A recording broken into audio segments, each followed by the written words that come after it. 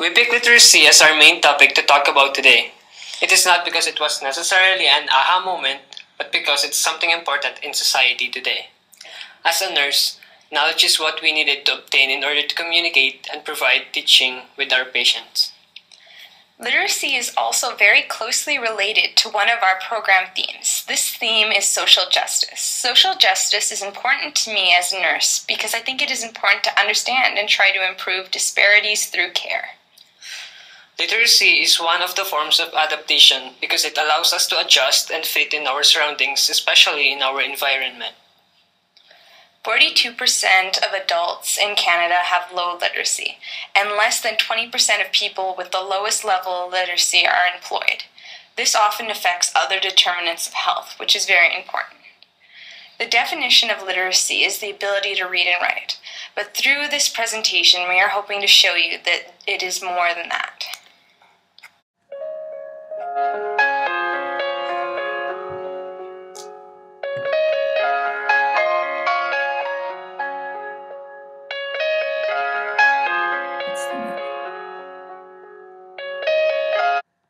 So what? What do you want?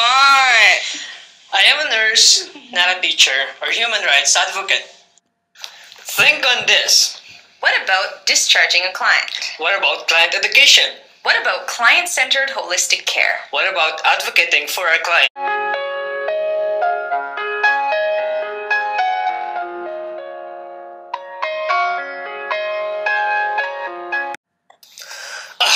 Too much info. Let's break it down.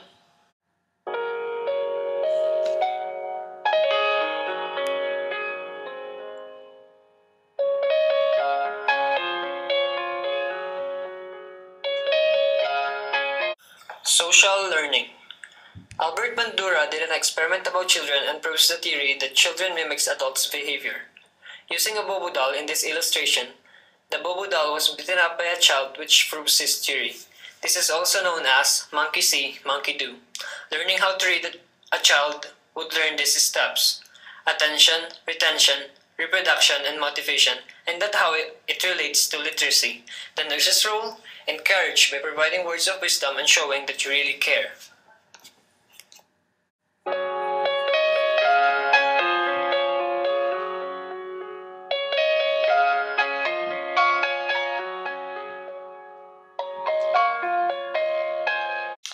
So we're going to apply Erik Erikson's theory to literacy now. So 2 questions I want you guys to think about are: how does literacy, or a lack thereof, affect the resolution of each of the 8 stages?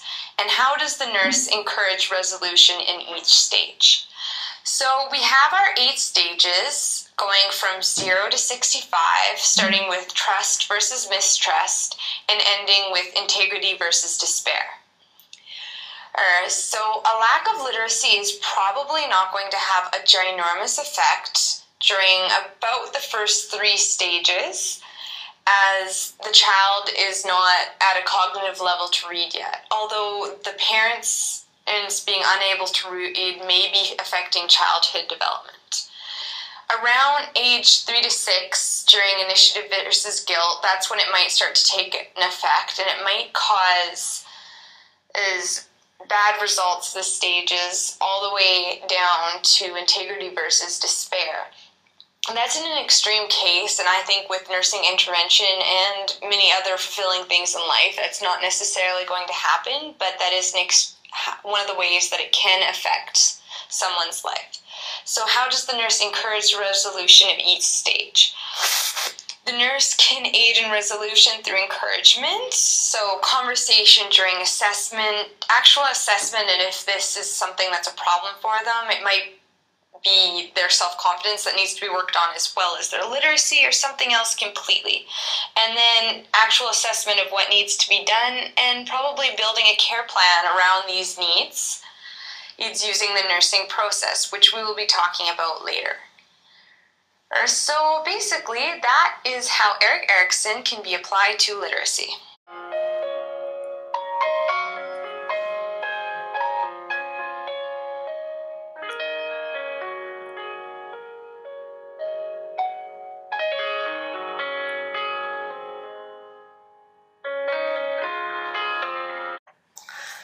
purpose of teaching plan is basically planning on the content you wanted to teach and plan to accommodate the student's needs. So basically, the opposite of our stick lady, we don't want our client to be confused.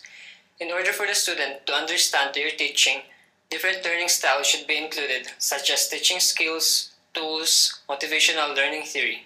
As Lauren mentioned, teaching plans can be used in regards to literacy by assessing literacy level and creating a plan with a client which involves tutoring and other literacy programs. Smog, peak, Mark. Smog, reading level. Literacy isn't black and white, there are gray areas. Pamphlets that suits people's literacy. Peak, willingness to learn, told us as people's strength and limitations. VARK, learning style, can help you figure out other learning styles, beneficial for teaching plan to accommodate the learner's needs.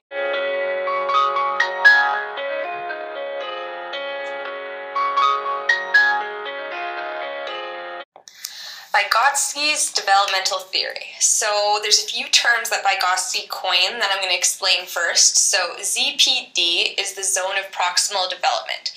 This zone is basically where a child or person is before they can actually begin to learn something. It's where they just need that extra step, that extra push, that extra person to help them out.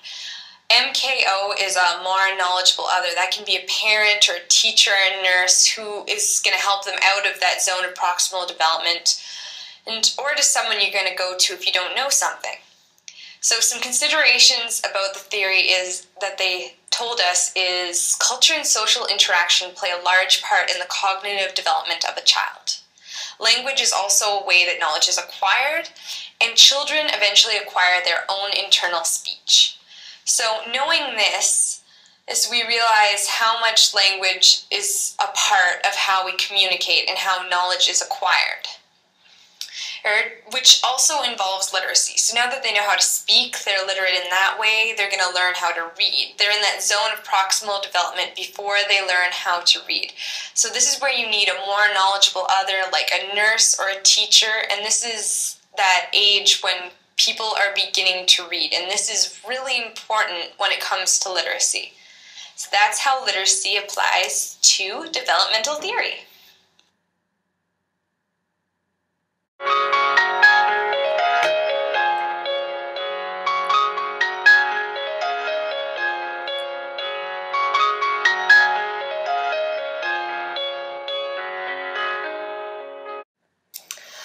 Okay, so we're going to talk about health promotion now and how that involves literacy.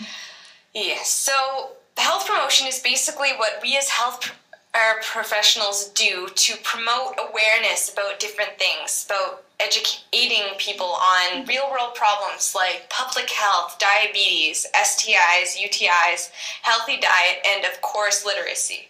So really we're just trying to inform people who don't know something about it. Somebody who doesn't know how to read, we want to inform them about ways that they can learn how to read and inform them how to read. But also people who already are literate, we also want to get it out there that there are a lot of people with low literacy, and hopefully other people are going to help do things about it. And we have more tutoring and more plans to increase literacy in Canada. So 42% of Canadian adults have low literacy. This presentation is promoting literacy. Yes, it is. So that stat right there, which we have mentioned before, is something new I'm hoping you're going to take away from this presentation. It's something that we have to affect. So that is fabulous. And oh my, that little man is very interesting looking. Is that edema or muscle? Muscle, of course. Yay! So, we are going to finish off our lovely presentation with a brainstorming mind map of literacy. Okay, you can follow around on our handout that we gave you. So we're going to start off with social learning, which is... Monkey see, monkey do. Experiment plus observation. Social learning have 4 main points. First one is attention. Second is retention. Third is reproduction.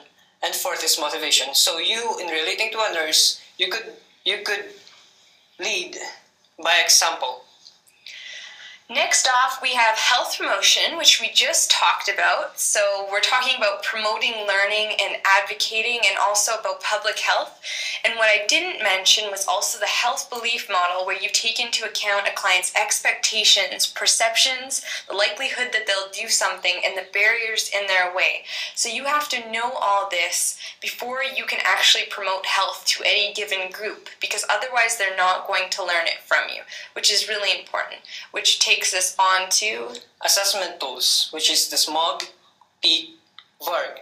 So, as a nurse, by assessing things like the level of understanding and trying to accommodate and acknowledge the learning styles. Next, we have developmental theory. So we're talking about how culture and internal speech affects how someone learns. So we're talking about the zone of proximal development and how a more knowledgeable other can get you out of that proximal development in order for someone to learn how to read. So it's all about literacy. After that, we have Erikson and his 8 stages, starting with trust versus mistrust and integrity versus despair. What's really important about Erikson is that as a nurse, when we're talking about literacy or any other kind of teaching, we have to take that stage into account. And at the same time, you might be helping them get through that stage and do something else as a nurse. So you're kind of juggling back and forth. And all of this leads up to teaching plan. Teaching plan, all of the things that we have learned today can put all in one together and apply it to teaching plan.